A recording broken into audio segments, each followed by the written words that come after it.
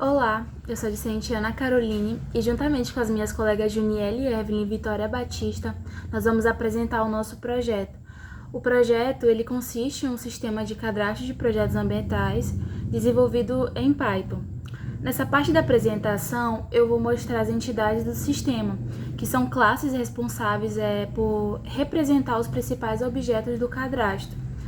As entidades elas foram criadas para organizar os dados, definir os atributos e aplicar as validações. E assim garante que as informações cadastradas elas sejam corretas. A entidade usuário ela foi desenvolvida para armazenar e validar os dados de quem utiliza o sistema, como login, e-mail, senha e telefone. E já a entidade cadastro, ela foi criada para registrar os dados dos projetos ambientais cadastrados, né? E assim permite o controle e o gerenciamento dessas informações. Essa entidade usuário, ela é responsável por armazenar os dados de quem acessa o sistema. No método construtor, elas são definem os atributos principais do usuário, como o login, o e-mail, a senha e o telefone. E essa é a nossa entidade 2. Ela é responsável pelo cadastro de projetos ambientais. Aqui são definidos os atributos do projeto, como o nome do projeto, o responsável, o estado, a cidade, o status, a data prevista e a observação. Nesse trecho, ele valida se o nome do projeto foi preenchido corretamente. E já nesse, ele garante que o campo responsável ele não fique vazio. Esse método ele valida a data prevista do projeto, né? E dessa forma, as entidades elas utilizam o encapsulamento e a validação de atributos para garantir a integridade dos dados do sistema. Olá, eu sou Juniele. Dando continuidade à explicação do nosso trabalho, iremos mostrar a vocês uma das bases da programação orientada a objetos, o encapsulamento, que utilizamos no nosso trabalho. E para isso iremos mostrar a vocês a nossa metodologia, né, que aplicamos nos códigos. Criamos a nossa classe, chamada CadaPro, que é a forma que vai criar o nosso objeto.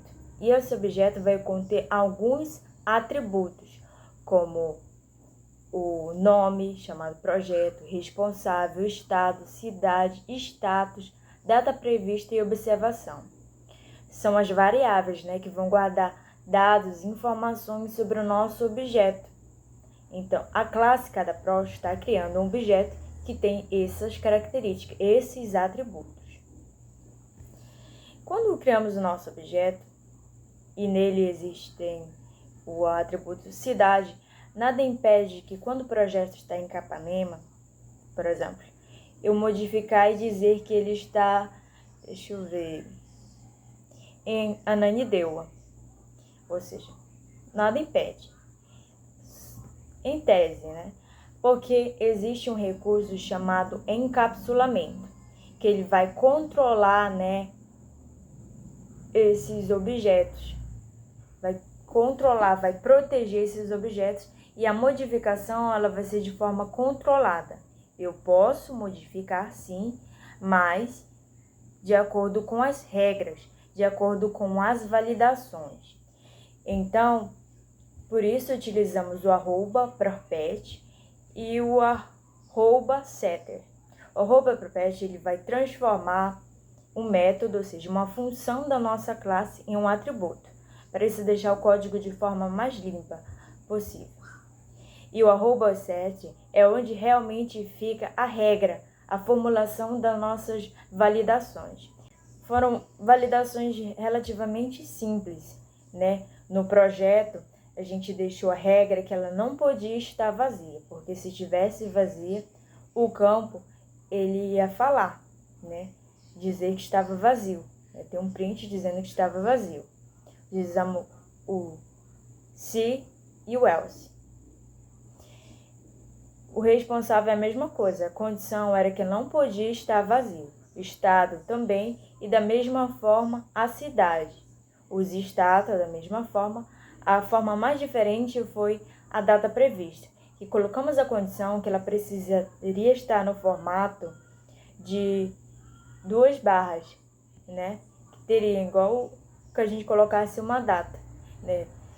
8, aí barra, aí de janeiro, colocaria 02, barra e o ano. Essa era a condição, que deveria ser escrito assim, senão vai ter um print avisando. E observação, né? Que não poderia estar vazio.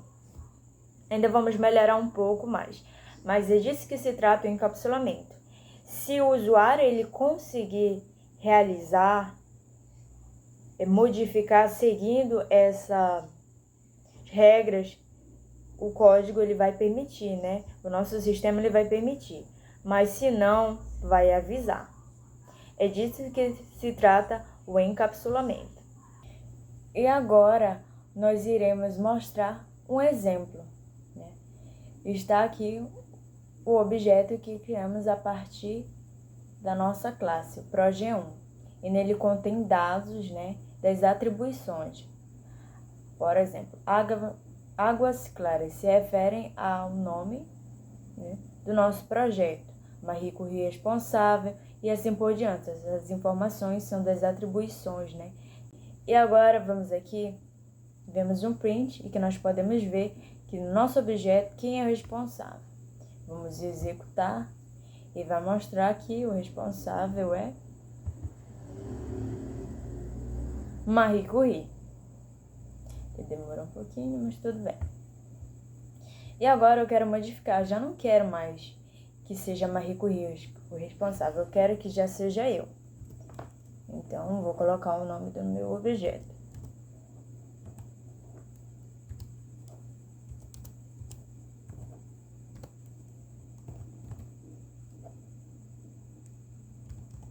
Escrever meu nome.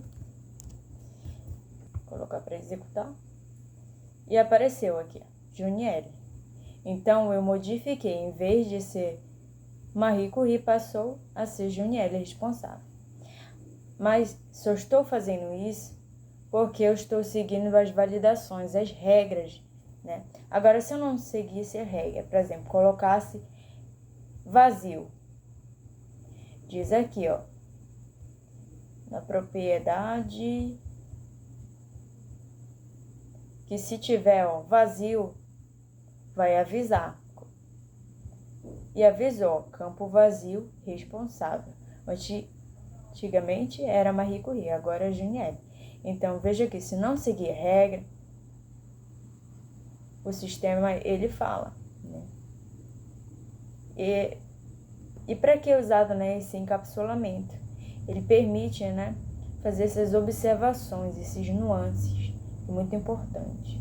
Então, pessoal, agora que você já sabe o que é uma entidade, o que é uma classe, o que é um objeto, eu vou mostrar a execução das telas para vocês e como o nosso código se conecta com elas. Primeiramente, a gente vai ter aqui a nossa classe, a nossa importação do nosso protótipo, mas primeiro a gente precisa entender alguns códigos, que seriam o self, o stack widget, o set query. Então, o que é um self? Quando você cria uma classe, você cria um objeto. Então, quando eu falo self, o self seria o próprio objeto dentro da sua classe. O stack widget seria como um container. Ele vai pegar as nossas telas, ele vai empilhar e só que vai aparecer uma por vez. O que vai fazer isso aparecer? Ela aparecer para nós também. Seria o set query widget, que vai escolher a nossa tela. Então, quando a gente fala, vamos conectar um botão, a gente vai fazer um self push button. O nosso push button que está nomeado lá no nosso Qt Design, que a gente vai trazer para cá. A gente vai ponto clicked, ou seja, clicar e vai digitar o connect, que é para conectar. Você vai conectar o botão para a sua função. A gente, quando cria a função aqui em cima, ela não vai ter cor. Ela vai ter a cor dela, ela vai funcionar realmente quando a gente fizer o def, que isso é a nossa função. A gente vai botar o nome que a gente colocou lá em cima, que seria aqui o nosso botão voltar, usando esse exemplo. A gente usa o self, né, que é para dizer que o objeto é da nossa classe principal. E digitaremos um stack widget e um set query. Quando a gente fizer a gente tem que confirmar, tá? Se tá funcionando. A gente vai executar o programa. Funcionou. O nosso código também tem um login. Quando a gente faz o nosso login corretamente e aperta no botão entrar, ele vai te levar para uma página. Caso a pessoa, o usuário, não esteja no nosso banco de dados, nossa biblioteca, vai dar incorreto. Vou fazer uma demonstração. Vitória. 1, 2, 3, 4. Não, vou botar um 8 aqui. Também temos o botão de visualizar a senha e ocultar a senha. Viu?